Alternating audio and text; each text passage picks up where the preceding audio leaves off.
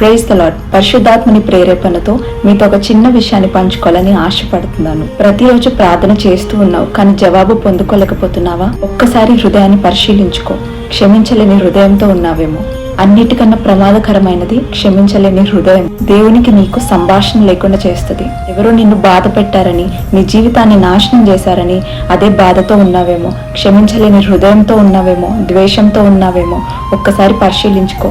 ఒక్కటి గుర్తుపెట్టుకో, మన దేవుడు హృదయాన్ని చూసే దేవుడు. మార్కు సువార్త 11వ అధ్యాయము 24వ వచనంలో సెలవిచ్చినట్టు, ప్రార్థన చేయనప్పుడెల్లా మీరు అడుగు వాటి నెలను పొంది ఉన్నామని నమ్ముడి, అప్పుడు అవి మీకు కలుగునని నిశ్చయముగా చెప్పుచున్నానని సెలవిచ్చాడు. అలాగే అదే అధ్యాయంలో 25వ వచనంలో చూసినట్టయితే, ఒకని మీద మీకు విరోధం ఏమైనా ఉంటే క్షమించమని సెలవిచ్చాడు. అంటే 24వ వచనము మీ జీవితంలో జరగాలి అంటే 25వ వచనం మీరు పాటించాలి. అంటే 24వ వచనంలో సెలవిచ్చినట్టు మీరు నమ్మి ప్రార్థిస్తే దాన్ని ఖచ్చితంగా మీరు పొందుకుంటారని చూస్తాము.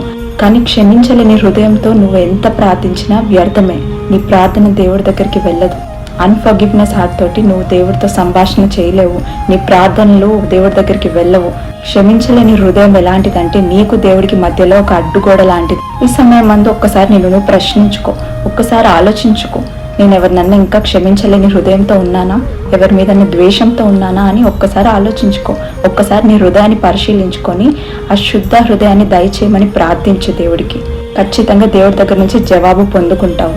God bless you.